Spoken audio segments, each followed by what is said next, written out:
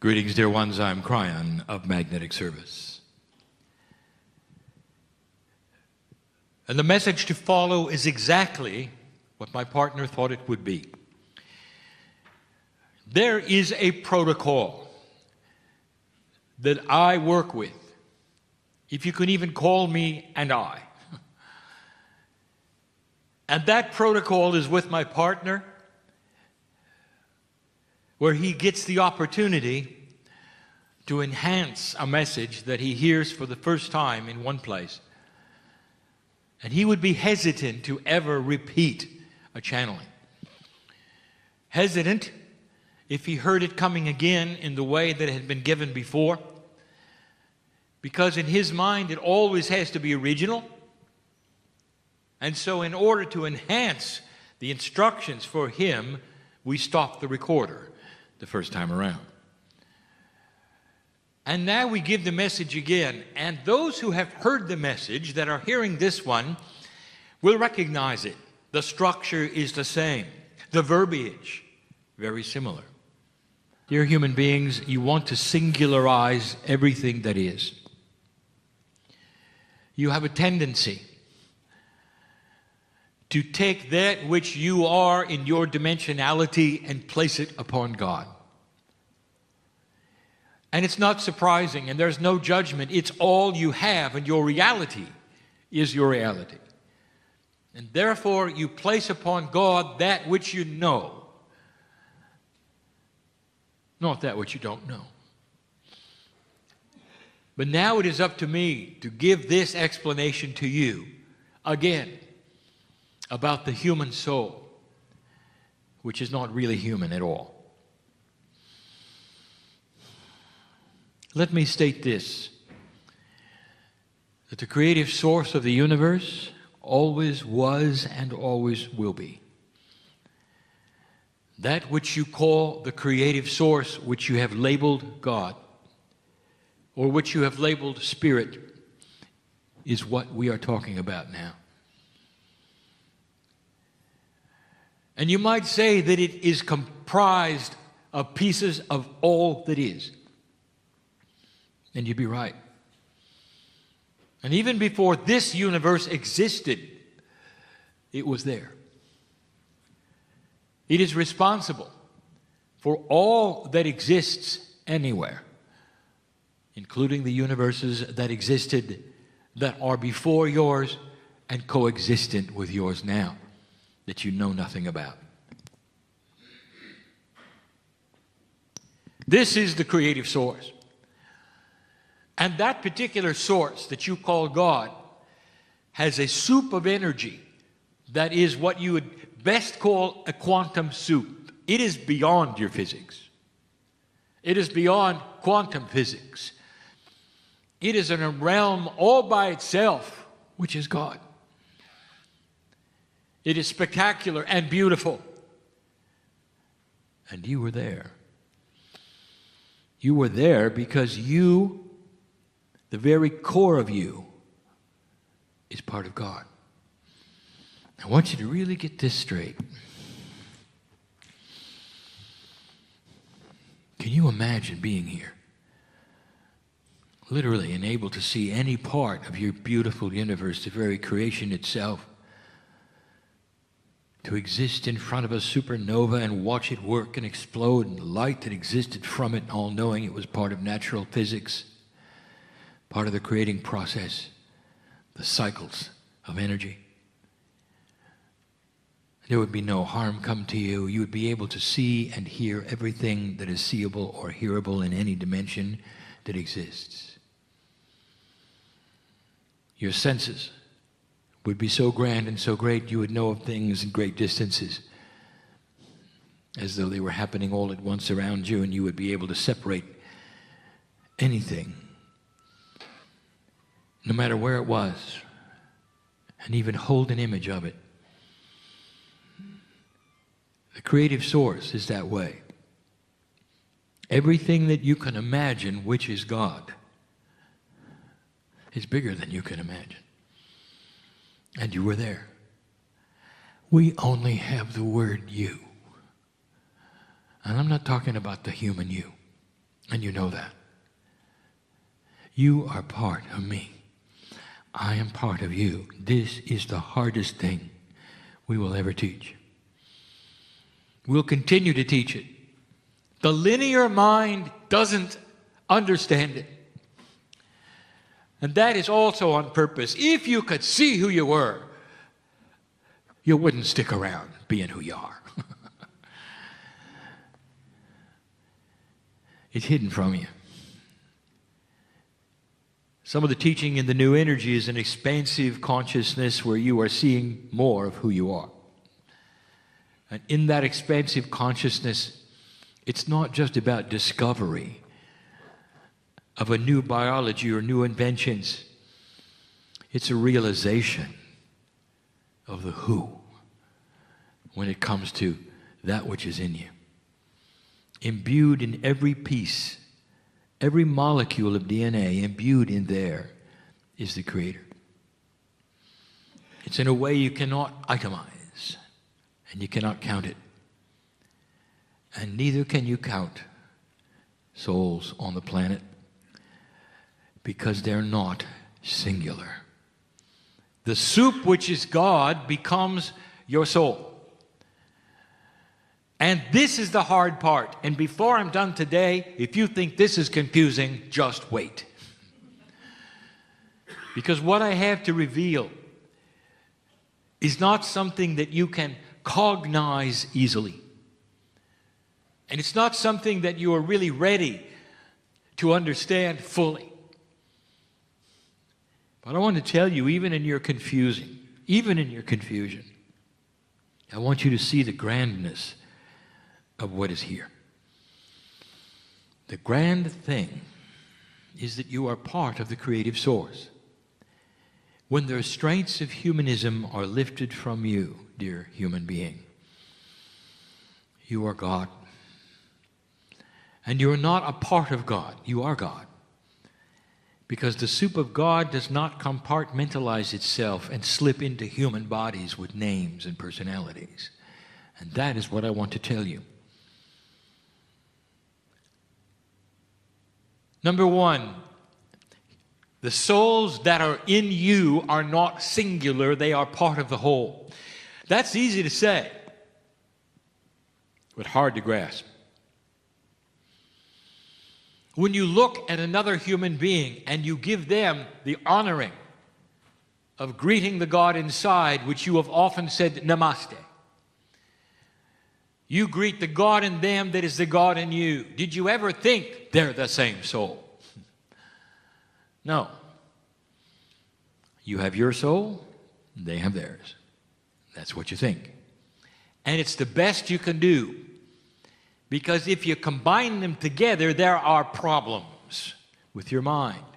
The mind that is linear and wants your soul to be yours alone will keep you from understanding this message.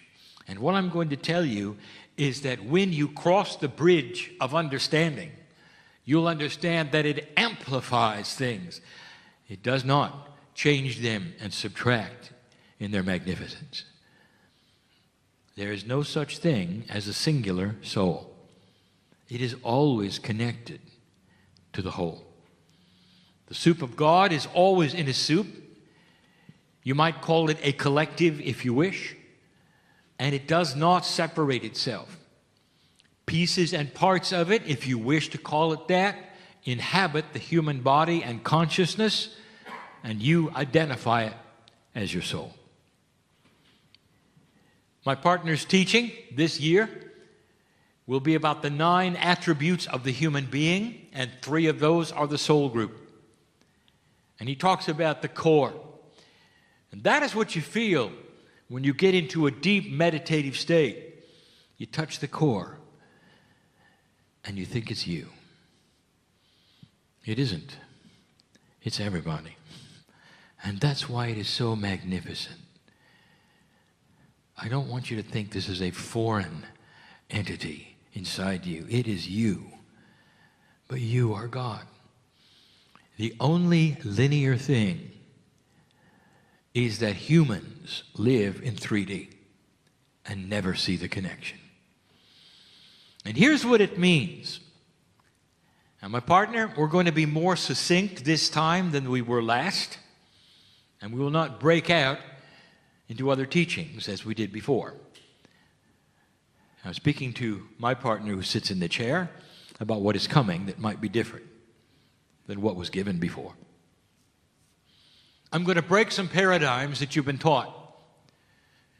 The human soul is creator. It does not belong to humans. It is part of creation that is in you. Therefore, there's no such thing as a soul in a learning capacity. Souls don't learn. Humans do. And yet you are told sometimes that they are specific groups of souls, and that some are more, what you'd say, wise than others. My partner uses the word old soul. You're all old. It's just that some of you have been humans longer than others. Old soul doesn't even make sense, because there is no time of a soul. Always was, always will be. Part of God. And then that is not a correct label, old soul. But humans will continue to use it because it means something different than what it is. There's no such thing as souls that are in a learning capacity to be better souls, going to some place else where they would be graduate souls.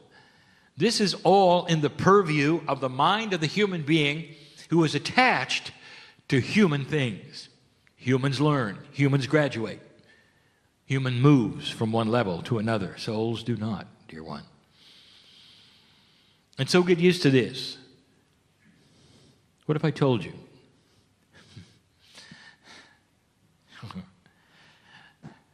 Your soul is identical in its magnificence to every soul on this planet. What's the worst human being you could think of? In history, alive now, worst one has the same soul you do. And what should that tell you about free choice?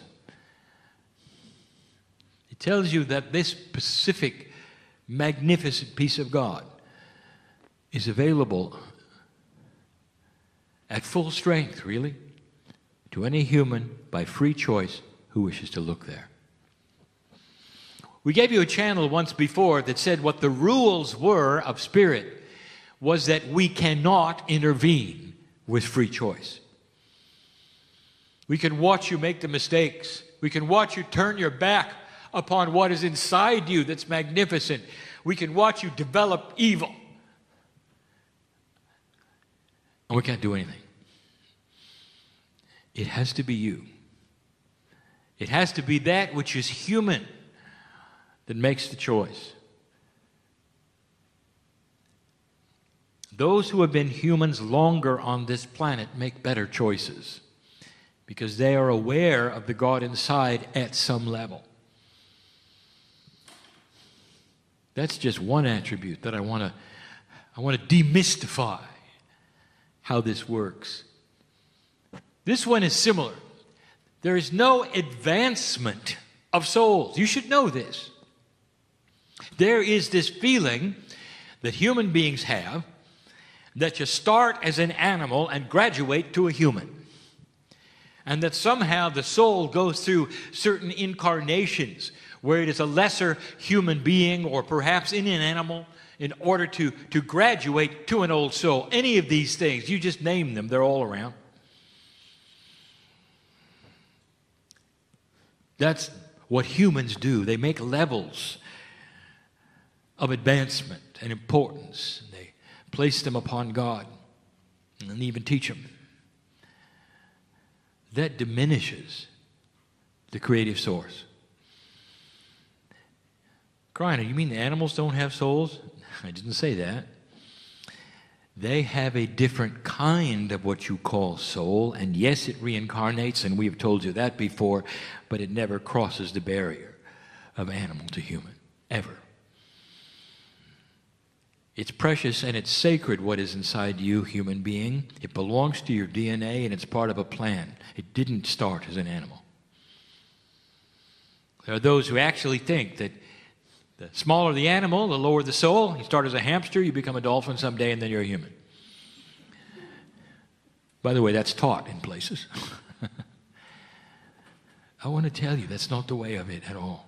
It just isn't. And so there is no learning, there is no levels of advancement, and there's no hierarchy. Wait a minute, Kryon, what about archangels and lesser angels? We've given that discussion before. It's only in your thinking where you put them and what you name them. That is a human attribute. It is not God. There's no management system or flow charts with God. There is no hierarchy of who is in charge of whom or what with God. It is a system that is known by all. It is beautiful and it is sacred and it is perfect. There are those scientists who've looked out into the universe and they're starting to realize it could not have been made by accident. And they are struggling with this because it is outside of the reality they have of evolution being chance. Well, it isn't. It's designed. And if you want to know why this galaxy was designed the way it is, I will tell you, it's so you could sit on this earth and hear these words. It's all about you. It really is. Everything revolves around the human being on this planet, and the animals know it at some levels. They all know it. Getting you to realize it has been slow. And now that is the task, is it not? To understand that the system supports you. You are not bucking the system. When you go outside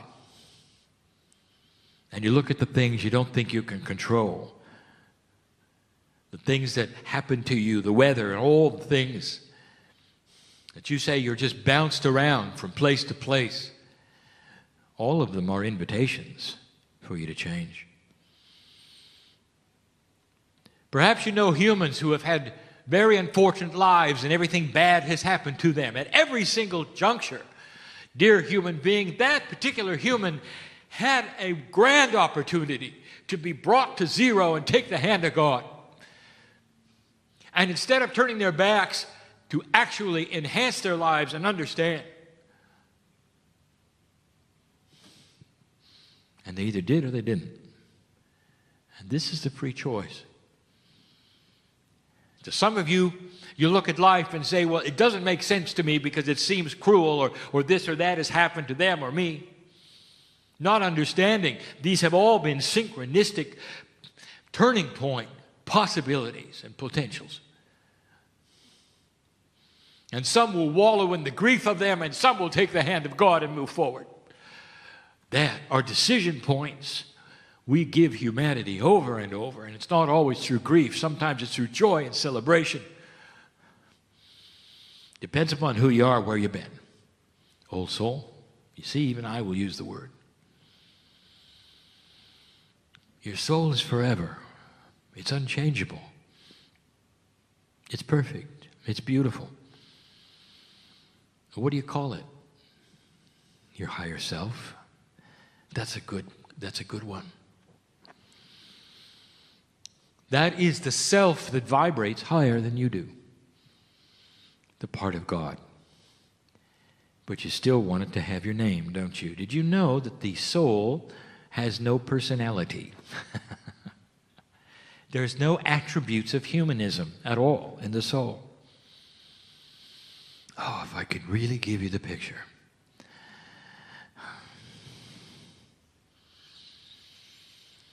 I would love you to see it.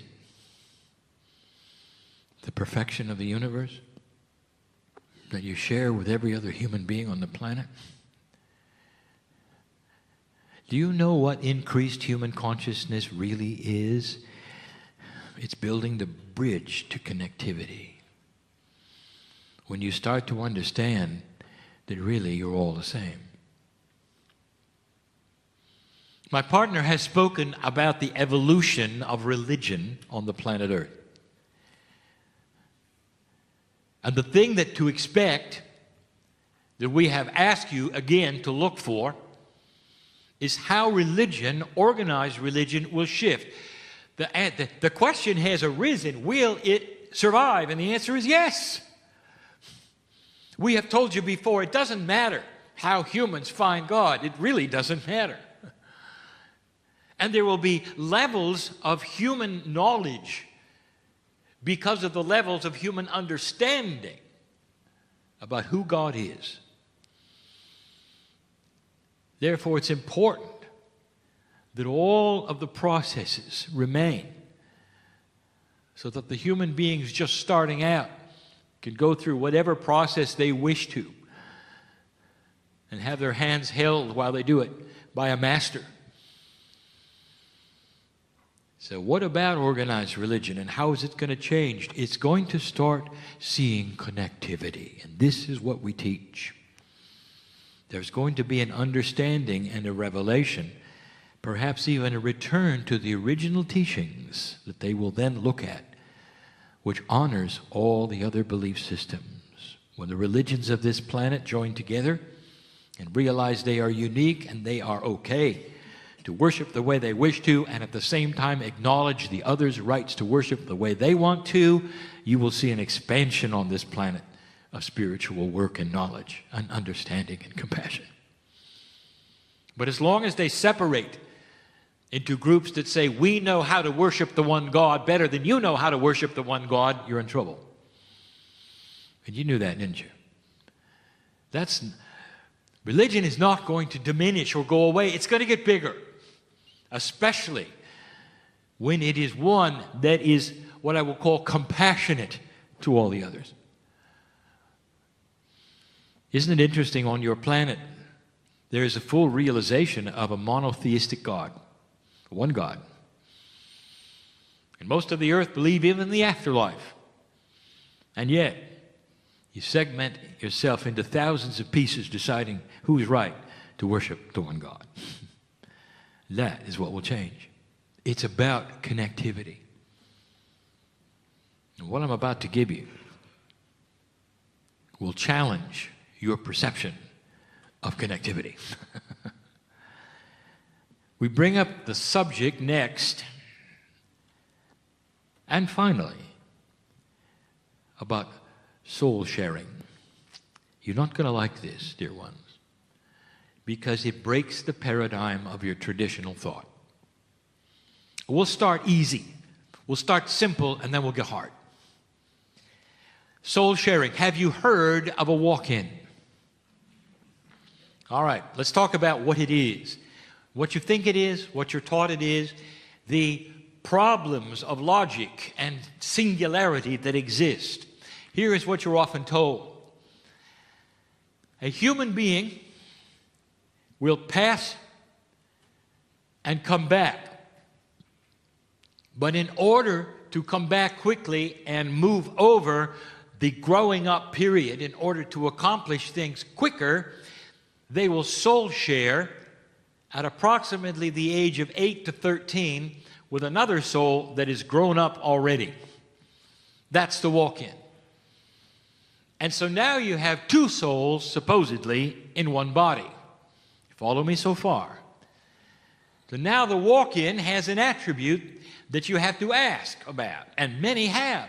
All right, what happens to the first soul? Does it take a subservient position? If the name is Sally and the second soul comes in, and that was Henry, it's confusing. What does Henry think about it, being in another gender with Sally? Can they exist together? Does one take a back seat? Does one go forward? Does one simply give up and go back? What is the process of this? And human beings that are esoteric wring their hands and have discussions and say, how can this be? And what do we make of it? And we sit by and we look at it and we go, what are you talking about?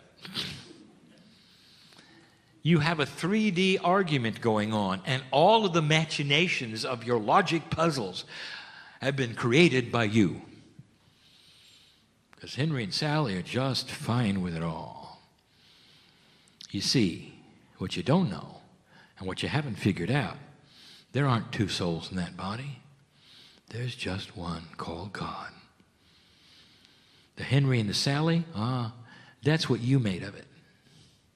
One soul joining another and soul sharing is like God with God. It's you with you. You just got bigger. There will be arguments. Well, what attributes of the Akash belong to Sally? And what attributes of the Akash belong to Henry? What if I told you they combined them? What if I told you things just got bigger with the walk-in? Would that be all right? What if I told you the whole purpose of the walk-in is combined Akash? So that the experiences of many lifetimes, apart from what you think is singular in your past lives, can combine into another human being as one. Now that's confusing. You see, it's bigger than you think. There are no puzzles to figure out with the majesty of God.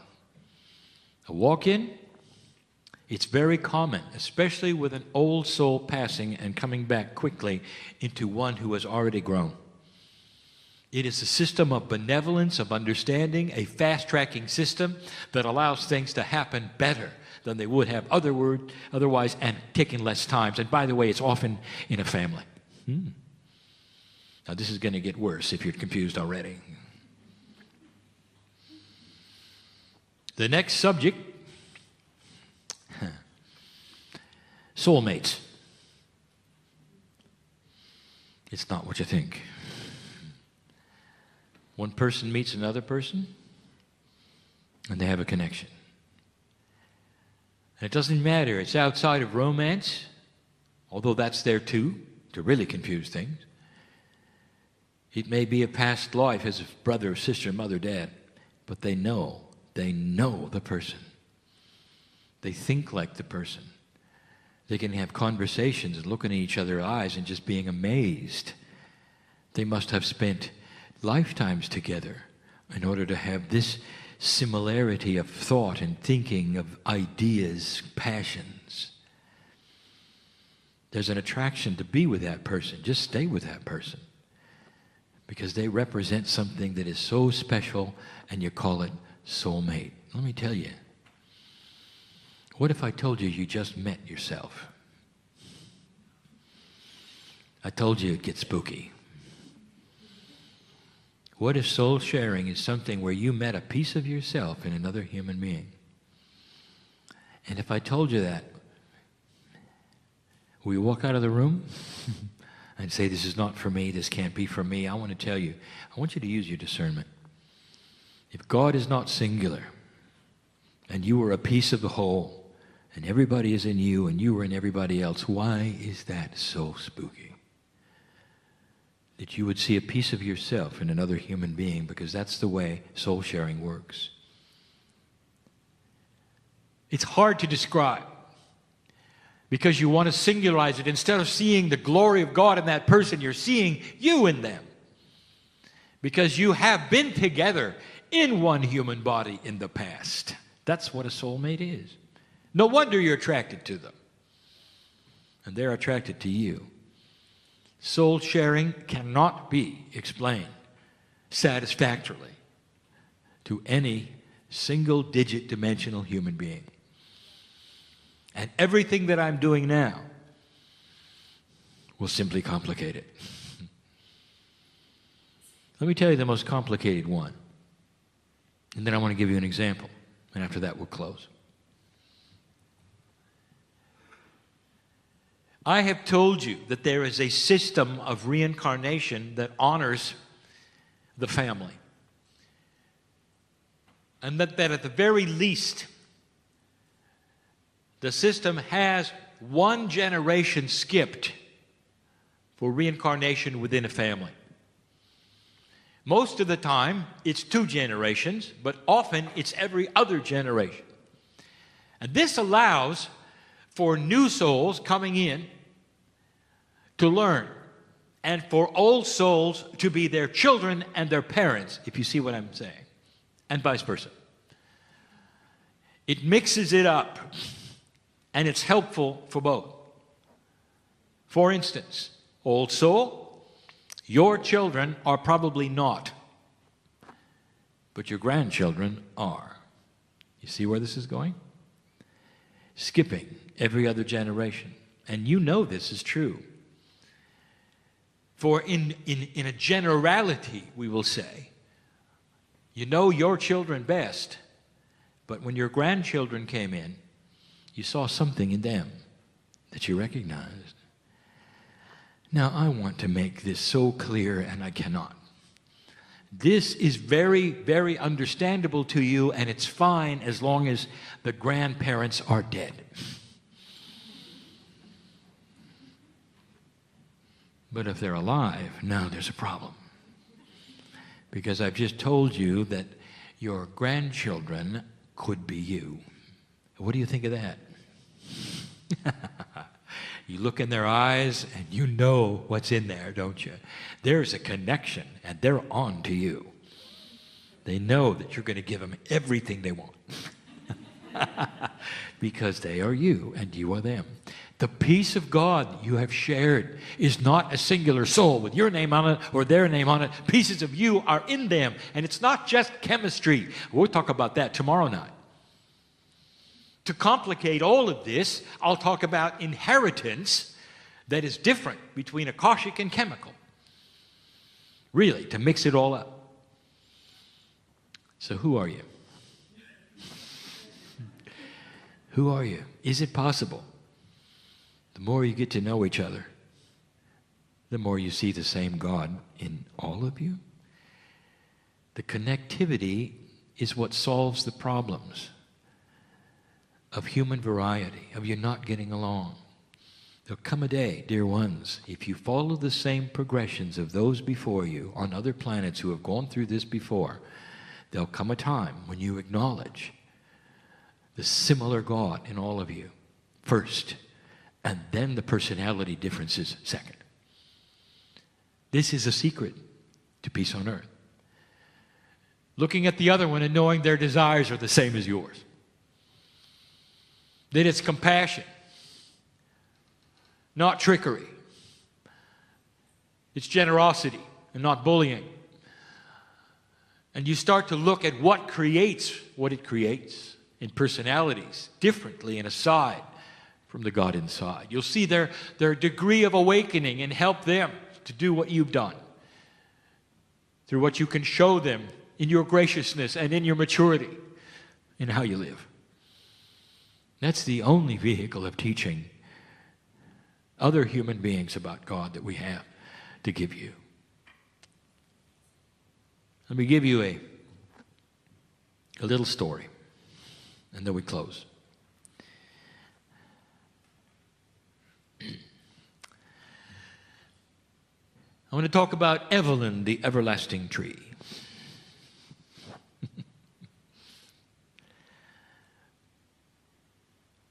You know, parables don't make a lot of sense. Because they are allegories, you have to forgive some of the 3D parts. And so Evelyn doesn't really exist in nature in the same way. But it's a story. And it's close enough to what nature does so that you will understand. Evelyn had an essence about her as a tree. The essence of Gaia was there, and she knew she was Evelyn. She had the consciousness of a grand plant that she was. Her purpose, her sole purpose, was to grow as much as she could and to give oxygen to the planet for humanity. Evelyn put down roots, as trees do as they grow, and she could feel her roots go down, and they would then absorb those things which she needed for her growth. The resources of the dirt of the earth were in her roots, and she grew taller.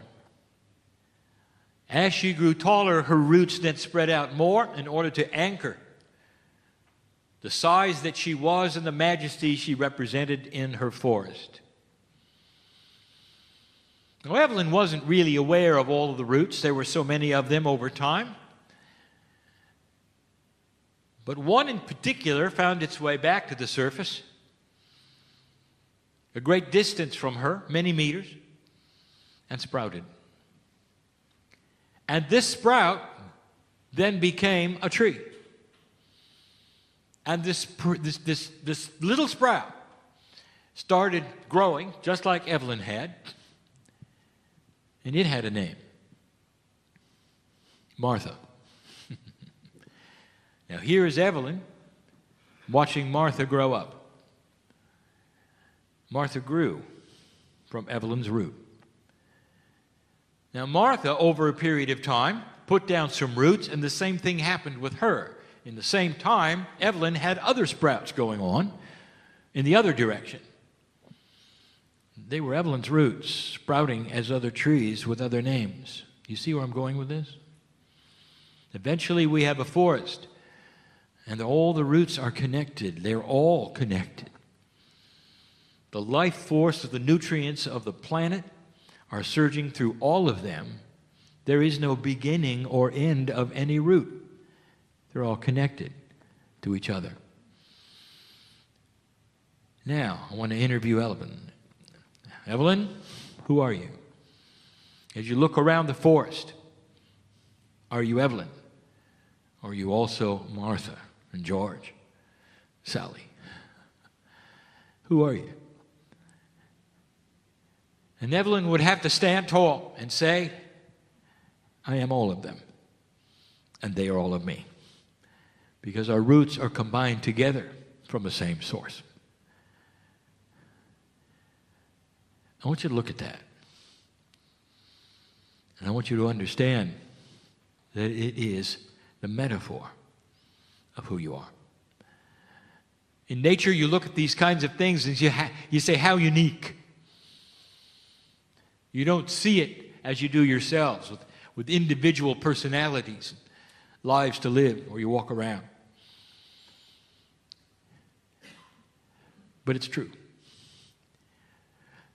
Connectivity and the realization of it and the oneness that is all is going to be the salvation of humanity. But it has to start, literally start, with you understanding that the soul inside you is bigger than anything you ever thought. Now, I told you a moment ago the soul has no personality. Not like you think. But it does have an attribute. It has perfection, love, benevolence. That's what you feel. The hand of the soul, which is God, is always open to you. Always. From the moment you're born, the invitation is to discover who you are, to take that hand and move into a position where you can change the planet. And old soul, you've lived long enough to come to this point and hear this message. Well, you know I'm right. Because this is the time to take that hand. It's got to be with your free choice, with your intent, and with your understanding.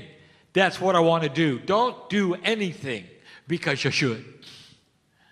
Or because you came to a meeting and heard a channel that may have moved you. Now you should do something. Don't do that. I want you to sit by yourself alone in a chair and ask your body, is there more? And it will shiver in response. And the first thing it's going to say is, what took you so long to ask? And it'll say, yes. And that is the beginning of discovery. My partner did that. He did it 23 years ago. He started with himself. He was afraid. What energy is talking through me? How could it do this? Is it the devil? All of the things that linear minds go through tradition and training and misinformation was there. All of it. Until he got to a place of pure emotion where he wept with the understanding that he was more than he thought. And it led him right to the source. That's the invitation, dear one, of every single human being on the planet. If you relax and talk to that which is your innate in your body and let it help guide you to the truth, you'll get it. Don't listen to me. Don't listen to another human being. I want you to start listening to you. Start asking yourselves and yourselves what it is you need to know. And it'll tell you. Is this channeling real or is it not? Use your discretion and your discernment and all the words you want. Discern the energy of the day. My partner steps aside for this, and now he comes back in a moment. All this time to give you a message of love coming from that source, which is you. You ought to recognize this voice. Not the human voice, the other one that's been talking to you in the third language all this time. Whispering, listen, listen, listen. This is what you came for. It really is. Dear old soul, you are the hope of the planet. Whoever is listening to this and cognizes the truth of it, you'll know this is your time. Get on with it. And so it is.